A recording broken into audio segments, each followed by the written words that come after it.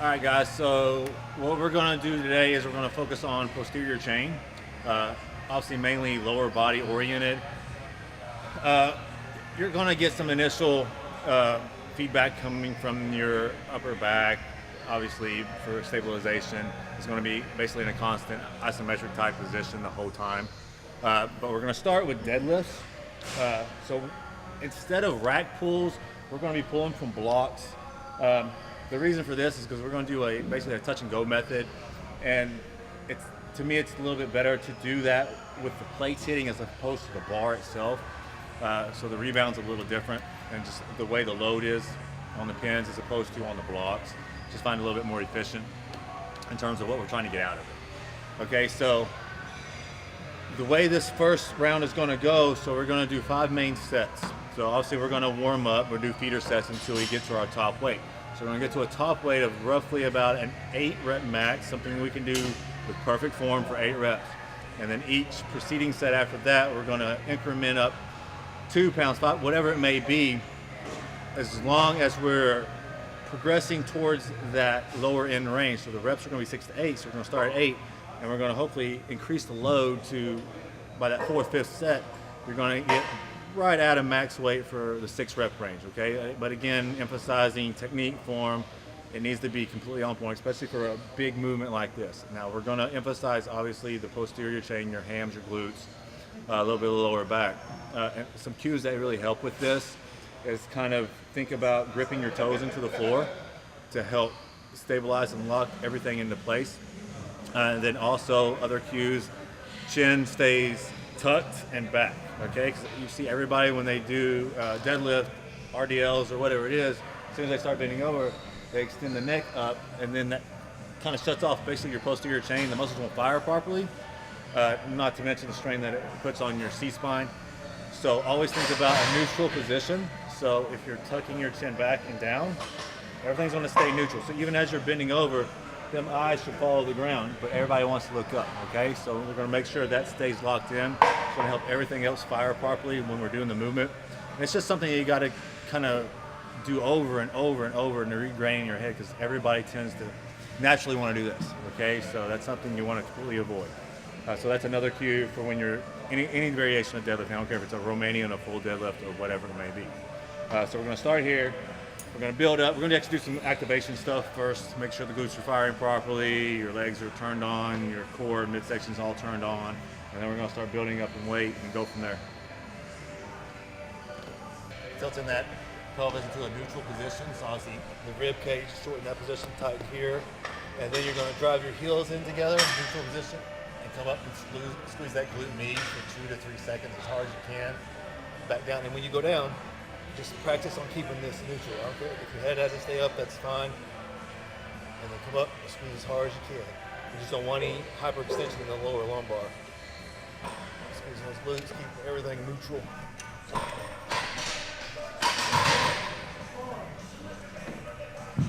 The big thing that I see with a lot of people is you really got to focus on that, keep that rib cage locked down. So basically closing the distance between your top of your pelvis and your ribs. Another thing is keeping those muscles tight and not hold your breath.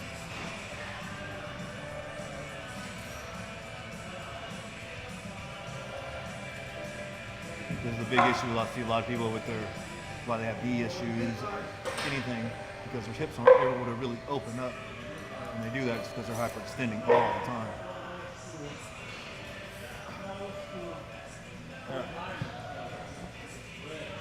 So this is one I got from Joe Bennett, obviously for rec film activation. So knee at 90 degrees. Again, neutralize your torso here. So engage, hand into your thigh. And you're just going to apply some resistance, like an isometric contraction, 2 to 3 seconds, really hard. And from here, extend the leg up, fire in those rec films, VMO. And then you're back down, keeping that tension. Just turning all those muscles on. Squeeze. And it's different for everybody. Like if they're firing hard after 3 reps, that's all you need. You just got to make sure things are turning on properly. And then you just repeat it with the same size. Neutral position.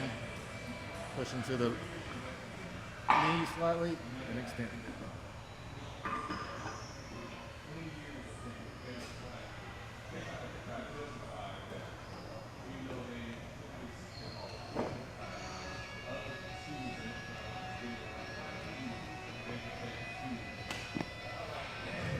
then from here, I like to go into just your basic glute bridge that everybody knows about. So you think about screwing your feet into the floor, externally rotating the upper part of the thigh out, neutralize that pelvis again, and glute contraction.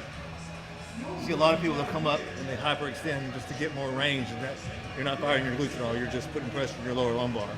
So keep this neutral, squeeze those glutes, rotate those knees out.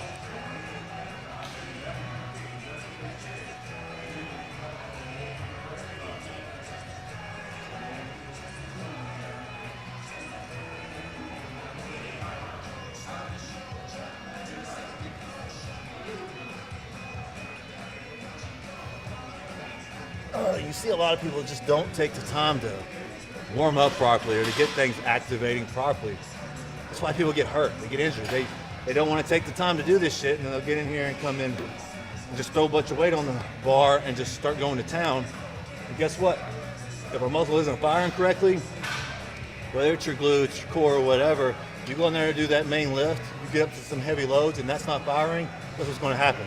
It's going to compensate somewhere else, and then you're going to and then basically going to lead to more chronic overuse injuries every time you do that. So more and more imbalance is created every time that you do that. So take the time to do your warm-ups, the stuff firing properly, activating properly, because if you can't activate what you're getting ready to train, guess what? Something bad is going to happen.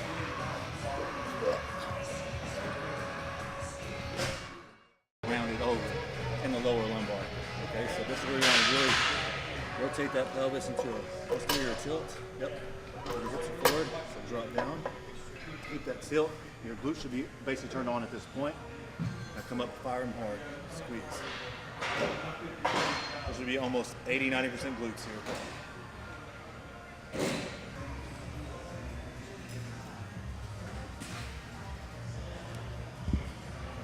That's the thing. You get a 10 out of 10 contraction is what we're going for.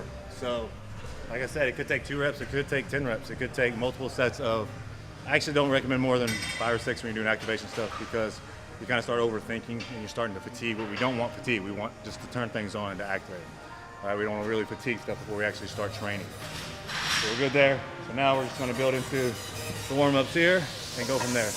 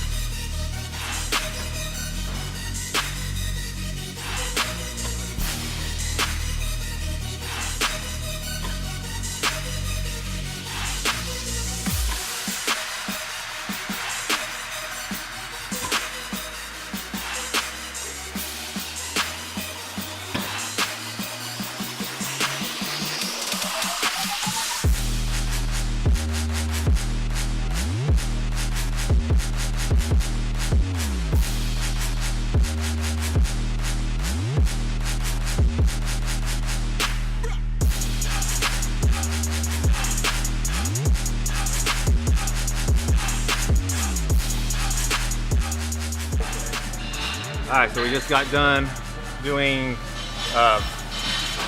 rack pulls slash box pulls for our top set. You saw that. So now we're moving into standing calf raises. And a lot of people are like, okay, why the hell are you doing calves in the middle of the workout of legs? Most people do that at the beginning or at the end. Calves still posterior chain. It's not going to be a big deal if it's integrated within the workout. It's also going to allow our nervous system to recover a little bit more before we go into more bigger movements.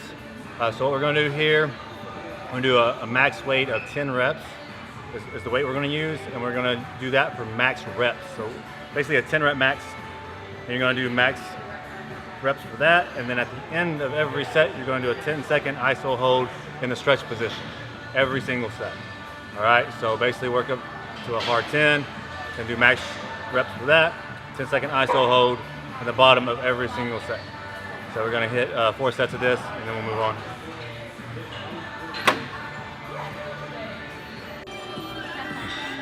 Make sure too that you go more on the big toes and not the little toes. Down, pull up. Pull away.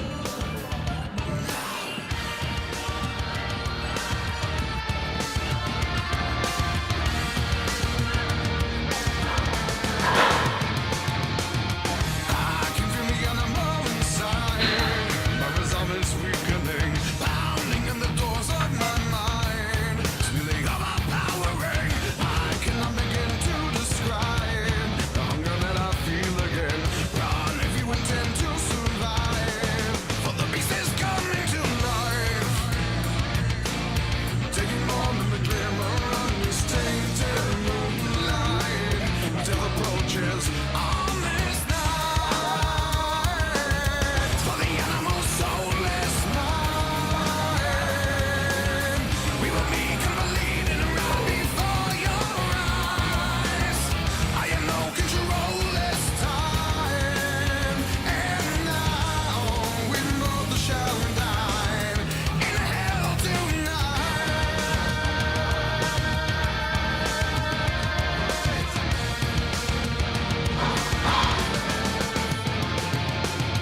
I can be recalling again, I believe this feeling changes. All right, guys, so one thing I wanted to touch on for calf raises is full range of motion. So obviously we want to really work the stretch position, and a lot of people don't fully stretch out the gastro or calves, really want to say. So think about in the bottom position, when you hit that bottom position, think about dorsiflexing and pulling that toe up even more and get as much dorsiflexion as possible. That's going to stretch the calves even more. So the more you can stretch it, the more range of motion, and you're going to get better motor recruitment patterns. You're going to get better firing of the muscle, obviously, hence going to create better adaptation, more growth. All right, so it's just a simple little cue. Up on the toe, full flexion, come down, fully dorsiflex. So that means when you hit that bottom position, pull your toe up towards your shin and get that full stretch position.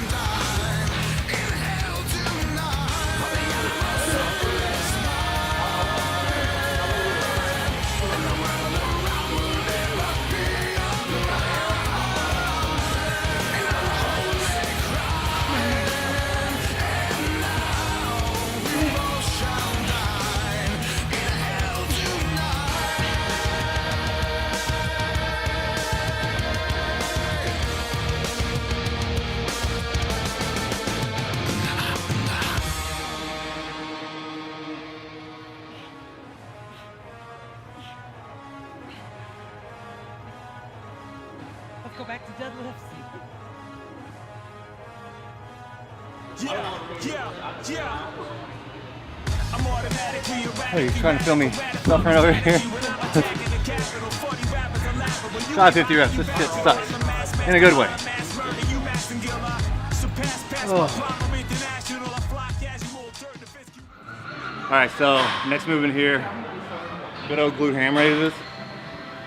Great foundational movement. Takes a lot of strength to do this. Core stability, obviously. And a key here is, I see people do all the time, is they hyperextend that lower back again because they're leveraging their weight up. So again, when you deadlift, when you squat, all that stuff, neutralize your pelvis. So glutes turned on, pelvis neutral. So you always think of your pelvis as like a bucket full of water, and you don't want anything spilling out of the front of it or the back of it. So you want to kind of keep it in that neutral position. All right, so the core is always turned on, not just your abs, everything, your obliques.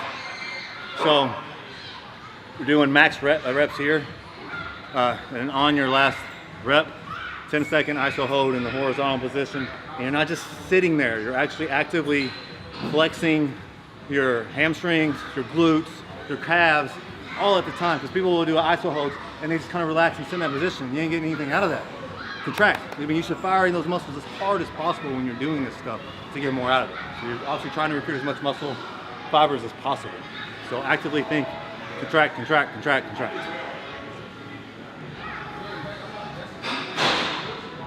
You like what? For your hands to be here. Once you get into the position, that way it'll keep you from having to hyperextend too much. So you may think about leg curls. So you start in a straight leg position almost. Put your heels up against the pad. There you go. So as you come up, you're gonna push your toes into the platform, contract, and bend the knees. You should feel hard contraction. Yeah. And straighten your legs out. That's the key. Remember, it's a leg curl. So bending, hinging at that knee. As you go down, straighten, get hard contraction. There you go. Drive those toes in. So you gotta let those knees bend back and forth. So only come up so high to where you feel that peak contraction. That's coming higher than that. Straighten those legs as you come down. Drive up, and right back down. You don't have to pause the top, just squeeze right back down. There you go. Bring those legs out. There you go. And one more. Now control it down, get in that horizontal position. A little bit more right there. Now tension staying right there. Abs are tight. Kind of squeeze your glutes a little bit. Hands are loose. Breathe. Okay. Give you a lyrical attack, spit it like a Mac. 11 send you to heaven with 7 in your back. The Randy Couture with his rap culture. When I'm done, nothing left for the vultures. Oh sure, everybody say they got flows, but they don't want to test cause they know it's hard roars. A lot of y'all is whack as fuck. Have you hooked up to machines that sound like trucks back up? Disaster the ass, but no sign of FEMA. Killed everybody in one shot, Hiroshima. I paint vividly, visions of great misery that make history like the bullet that slay Kennedy. Take viciously, rape, pillage, and make enemies. Create imagery, precision, we make energy. Paint vividly, visions of great misery that make history like the bullet that slay Kennedy. Okay, yeah, because you at the top of your knees are sliding so much down, you're taking away from it. I mean, I'm gonna move a little bit with this one.